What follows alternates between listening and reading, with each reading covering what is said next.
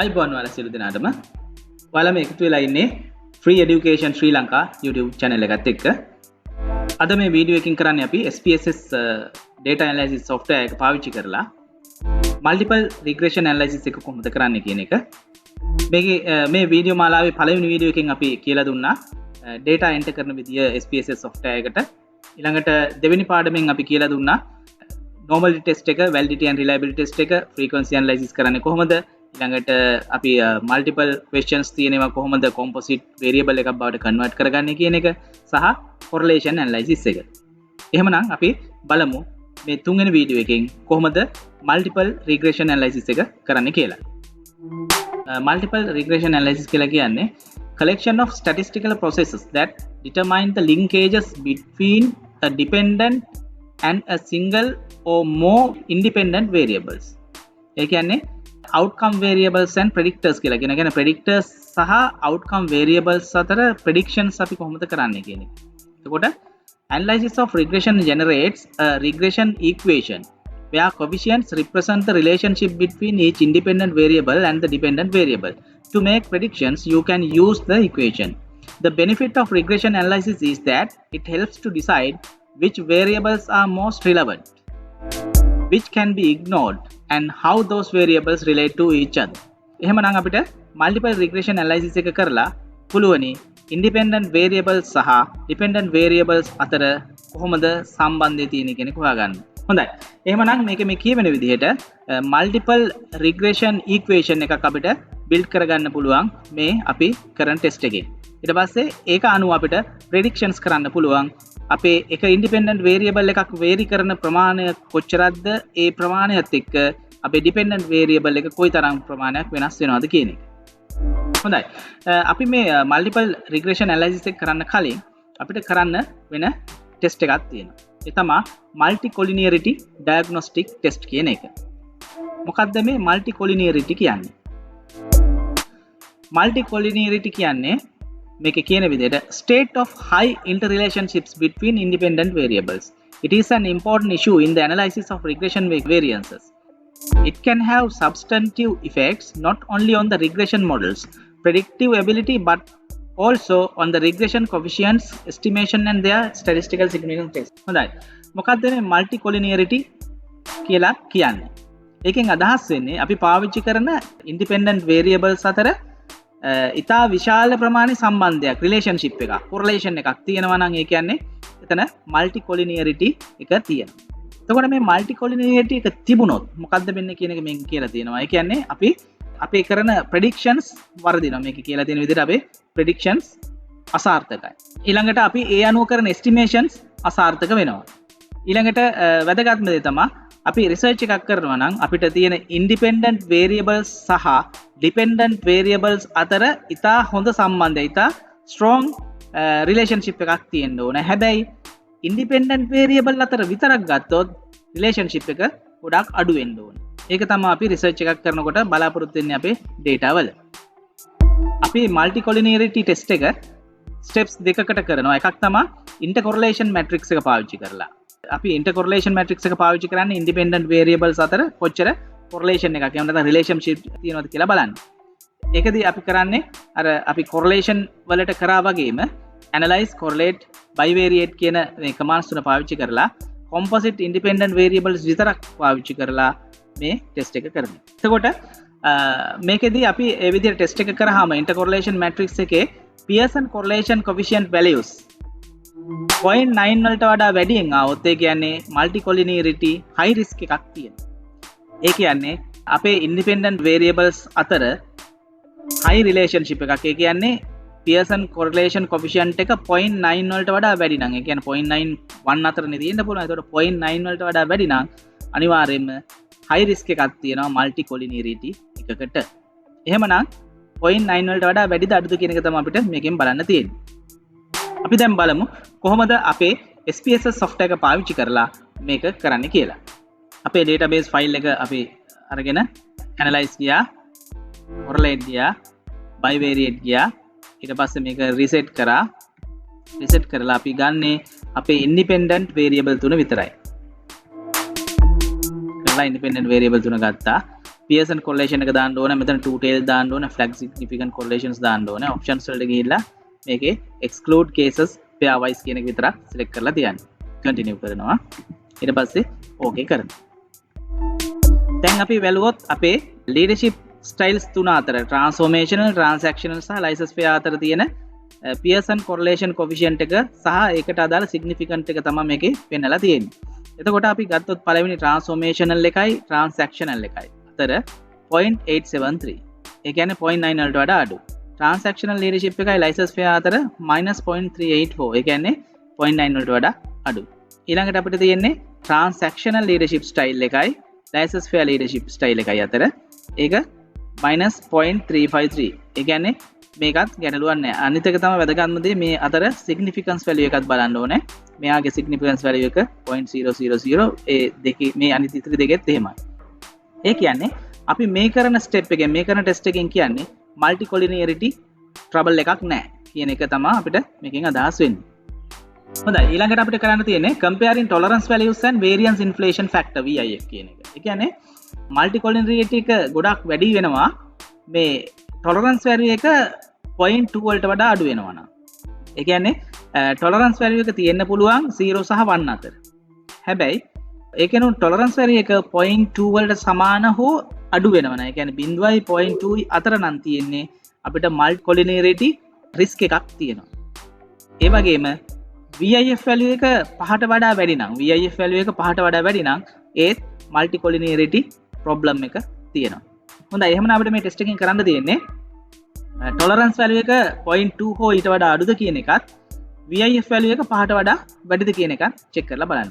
අපි බලමු කොහොමද කරන්න කියලා. මේකේ කියලා තියෙනවා analyze regression linear ගිහිල්ලා select composite dependent variable into dependent and composite independent variable into independence. Select method to enter. ළඟට statistic වල tick only collinearity diagnostic කියන එක continue කරන්න plots වල deselect all continue කරන්න select කරන්න coefficient table from the හරි ඒ තියෙන්නේ අපි result එක ආවට පස්සේ කරන එක. අපි බලමු කොහොමද අපි SPSS software එකෙන් මේක කරන්න කියලා.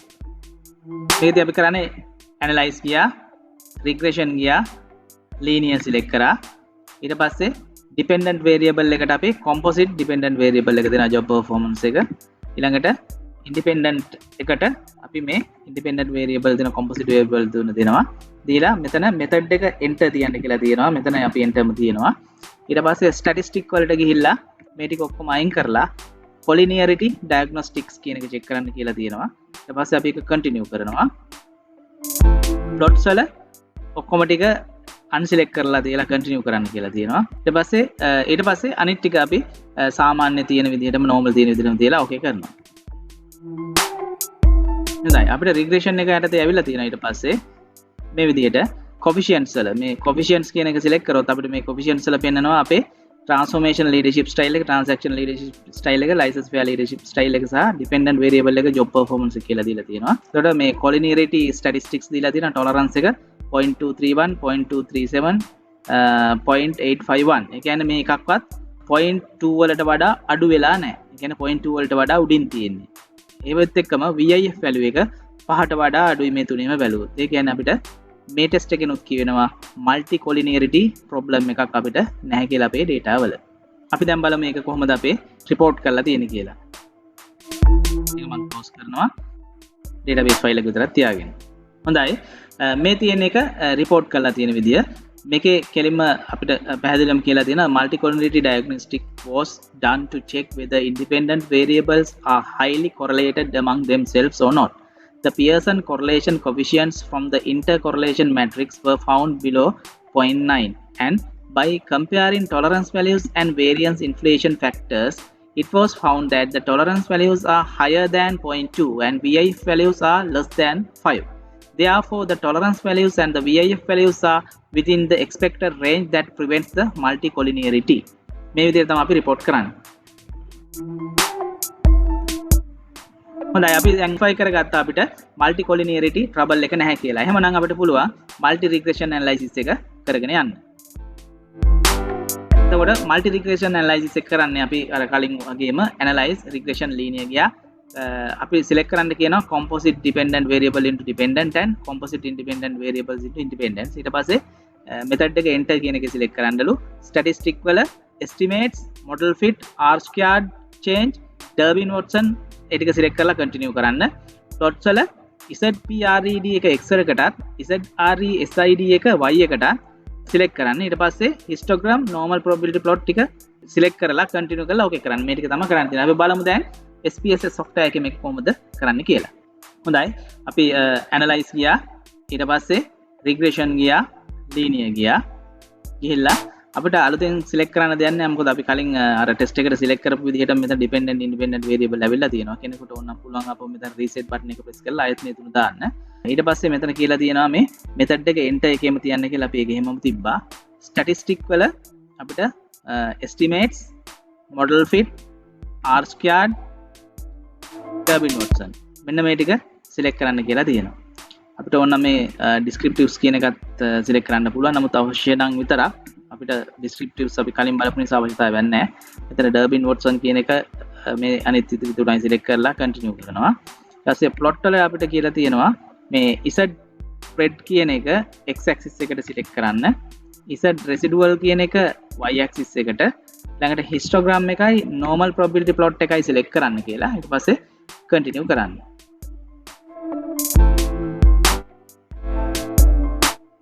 හොඳයි. අනිත් ටික ඔක්කොම default values වල තියෙනවා තියලා අපි okay කරනවා.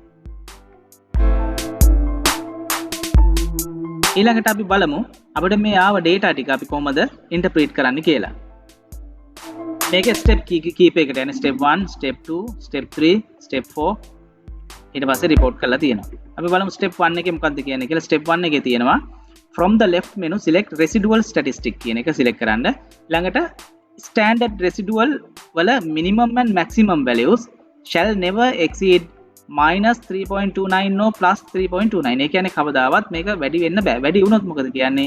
outliers තියෙනවා. ඒ කියන්නේ අපි එකතු කරගත්ත data වල collected data වල outliers තියෙනවා. outliers තියෙනවා නම් ඒ outliers අයින් කරලා ආයෙ වතාවක් මේ test එක කරන්න ඕනේ. අපි බලමු මේ outliers කියන්නේ මොනවද කියලා. outliers කියලා කියන්නේ අපි එකතු කරගත්ත අපි collect කරගත්ත data වල අපේ normal distribution curve එක ගත්තොත් normal distribution curve එකේ එයාගේ තියෙන්න පුළුවන් limits තියෙනවා. ඒ limits වල දෙපැත්තේ තියෙන්න පුළුවන් 3.29 කියන minus side එකයි plus side එකයි දෙකේ. ඒතකොට 3.29 වලට වඩා වැඩියෙන් දුරට plus side එකට හෝ minus වලට ගිහින් තියෙනවා නම් ඒවා outliers විදිහට සලකනවා. එහෙමනම් ඒවා මොනවද කියලා බලලා ඒවා අයින් කරන්න ඕන outliers ටික. එතකොට අපි ඒක එහෙම තියෙනවද කියලා බලන්නේ කොහොමද කියලා තමයි මේ තියෙන්නේ. අපි බලමු අපේ SPSS software එකෙන් මේක කරන විදිය. ඔව් අපිට කියලා තියෙන්නේ මේ residual statistics select කරන්න කියලා. તો residual statistics වල මේ මෙතන තියෙනවා මේ standard residual කියන එක. standard residual. එතකොට මේ standard residual value එකේ minimum සහ maximum වැඩි වෙන්න බෑ කියලා කිව්වේ minus 3.29 වලට වඩා අඩු වෙන්නත් බෑ. plus ඒ කියන්නේ maximum එක plus 3.29 වලට වඩා වැඩි වෙන්නත් බෑ. එතකොට මේ දෙකම එහෙම වෙලා නැහැ. එහෙමනම් ඒ කියන්නේ ඒ ප්‍රශ්නේ අපිට එන්නේ නැහැ. ඒ කියන්නේ outliers එන්නේ නැහැ කියන්නේ.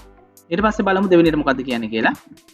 step 2 එක තියෙන්නේ අපිට z residual normal pp plot එක select කරගන්න කියලා. pp plot එක. check for the linearity of the plot. in normal distribution dependent variable may nicely normally distributed. ඒ කියන්නේ z residual කියන එකේ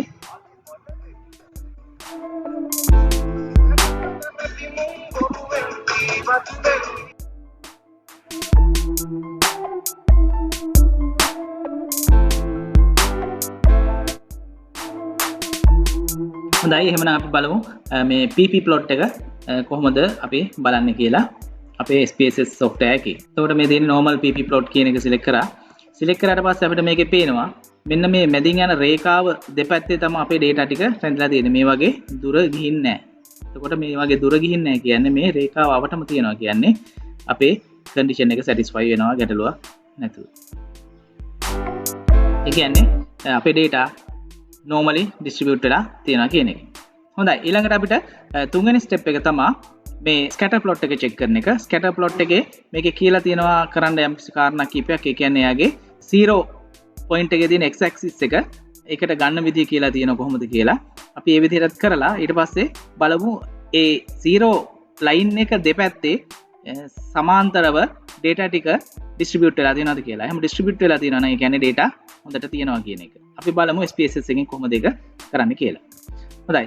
අපි මෙතන select කරනවා මේ වම් පැත්තේ menu එකෙන් scatter plot එක. එතකොට මේ තියෙනවා කියපු scatter plot එක. ඒකේ මේ zero line එක ඇඳ ගන්න විදිය කියලා graph එක උඩ double click කරපුවාම එනවා chart editor එක. chart editor එකේ මෙතන තියෙනවා add fit line at total කියලා. එතකොට ඒක click කරාට පස්සේ මේ එනවා properties window එකක්. මේ window එක close කරන්න කියලා තියෙනවා. ඊට පස්සේ මෙතන line එක ඇඳිලා හොඳට පේන නිසා අපි මෙන්න මේ විදිහට මෙයා close කරනවා chart editor එක close කරනවා. එතකොට අපේ chart එකට මෙන්න ඇවිල්ලා තියෙනවා zero line එක. එතකොට අපේ data ටික මේ සමාන්තර දැන් උදාහරණයක් විදිහට ගත්තොත් මෙතන 2යි -2 එක +2 එක -2 එක අතර සමාන්තරව බෙදලා ගිහින් තියෙනවා. මෙතන එක data set එකක් යම්කිසි data ටිකක් විතර මෙතන -2 වලින් එහාට ගිහින් තියෙනවා. හැබැයි අර අපි කලින් කියපු විදිහට outlier එකක් නෙවෙයි මේක.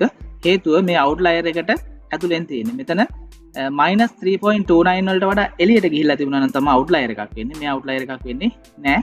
ඒ හින්දා ගැටලුවක් නැහැ කියන්නේ data හොඳට තියෙනවා කියන එක. හොඳයි ඊළඟට අපි බලමු අපේ හතරවෙනි ස්ටෙප් එක මොකක්ද කියලා. ඒකේ තියෙන්නේ model summary එක check කරන්න.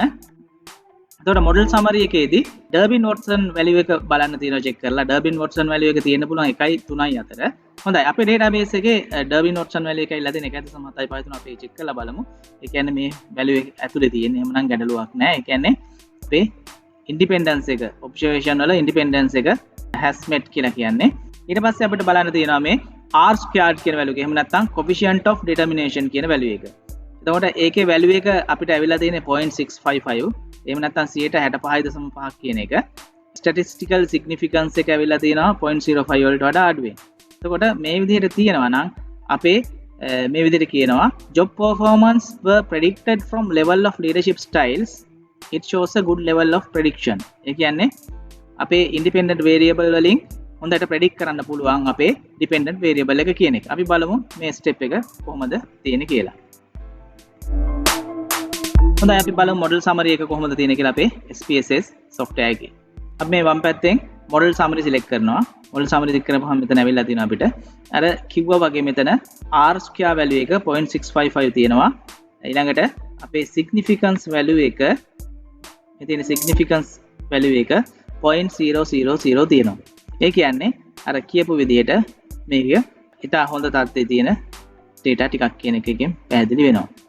ඊළඟට අපි මේ ගත්ත data ටික report කරන විදිය ඊළඟට පැහැදිලිව පෙන්නලා තියෙනවා. මේ තියෙන report කරන විදිය මේ table 15 කියලා තියෙන්නේ මේ යම්කිසි report එකකින් ගත්ත කොටසක් නිසා. එතකොට ඔයාලගේ table number එක මෙතන දාගන්න පුළුවන්. Represent a summary of the model in which the item of interest is the R square statistic, which is 0.655 with a statistical significance of p less than 0.05. This suggests that 65.5% of the variance in the job performance was predicted from level of leadership style.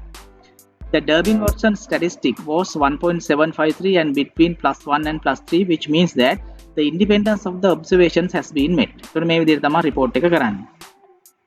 ඊට පස්සේ step 5 වල තියෙනවා ANOVA table එක select කරන්න කියලා. එතකොට ANOVA table එක select කරලා එයාගේ F ratio එක මොකක්ද කියලා check කරගන්න තියෙනවා.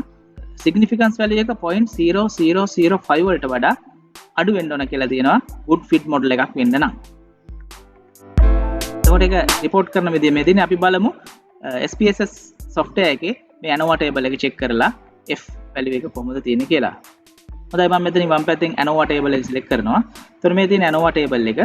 මෙතන අපි ANOVA table එක බැලුවාම අපිට පැහැදිලිවම පේනවා මෙයාගේ significance value එක 0.0005 වලට වඩා අඩු value එකක් මෙතන පෙන්නලා තියෙනවා. එහෙමනම් අර කියපු විදිහට අපේ regression model එක fit වෙනවා අපේ data වලට.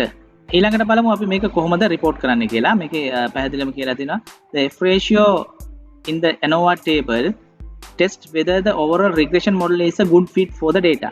The table shows that the independent variables leadership styles statistically significantly predict the dependent variable job performance. එතකොට මේක ලියන විදිහ තමයි මේ තියෙන්නේ F 3.96 සමානයි 60.695 p less than 0.005. That is the regression model is a good fit of the data. මේ 396 මෙන්න මේ ටික කොහෙද තියෙන්නේ කියලා පොඩ්ඩක් බලමු. මෙන්න මේ තියෙන මේ df values. එතකොට අපි ලියන්නේ f function එක මේ තියෙන f එකේ function එක විදිහට මේ 3.96 කියන එක වරහන් ඇතුලේ එනවා. ඊට පස්සේ මේ සමානයි කියලා දාන්නේ මෙන්න මේ f value එකට significance value එක මෙතනින් ගන්නවා. එතකොට මේ විදිහට තමයි අපි reporting එක කරන්නේ. හොඳයි ඊළඟට step 6 එක from the left menu select coefficients අපි select කරගන්න. ඊට පස්සේ unstandardized coefficients ටික බලන්න ඕනේ. ඒකෙන් තමයි අපිට independence variable වෙනස් වෙනකොට කොහොමද dependent variables වෙනස් වෙන්නේ කියන එක කියවෙන්නේ. එතකොට ඒකේ තියෙන මේ beta value එක එහෙම නැත්නම් b value එකෙන් තමයි ඒක කියන්නේ.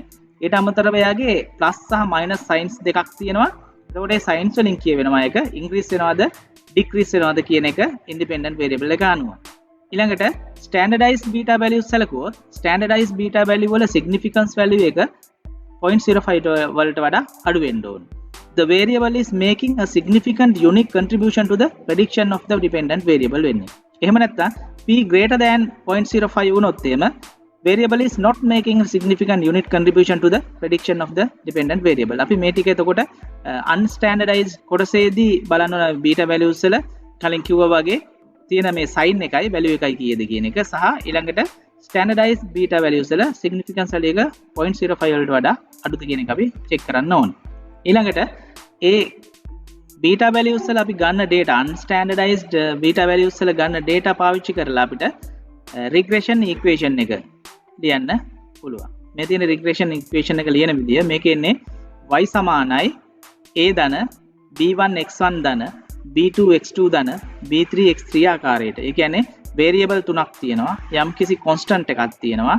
මේ තියෙන job performance එක, මේ තියෙන constant එක. ඊට පස්සේ මේ තියෙන්නේ unstandardized beta value එක transformational leadership style එකේ x1 එල. ඊට පස්සේ මේ තියෙන්නේ beta value එක transactional leadership style එකේ, මේ තියෙන්නේ beta value එක license fair leadership style එකේ. එතකොට මේ විදිහට ඒ data ටික පාවිච්චි කරලා මේ equation එක ලියන විදිහ තමයි මේ තියෙන්නේ. අපි බලමු අපේ තියෙන data set එකේ කොහොමද තියෙන්නේ කියලා. අපි check කරගන්න ඕනේ මෙතනදී coefficients. එතකොට coefficients ගත්තාම මේ තියෙන්නේ unstandardized coefficients ටික. එතකොට unstandardized coefficients වල මෙන්න මේ constant value එක තමයි අර equation එකේ අරන් තියෙන constant එක.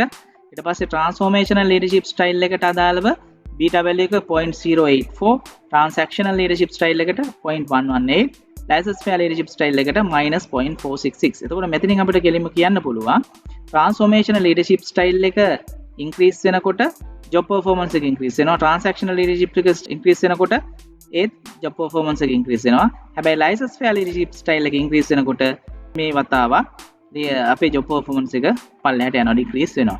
ඊළඟට මෙයාලගේ significance values. හොඳයි. එතකොට අපි බලමු මේ ටික report කරන්නේ කොහොමද කියලා.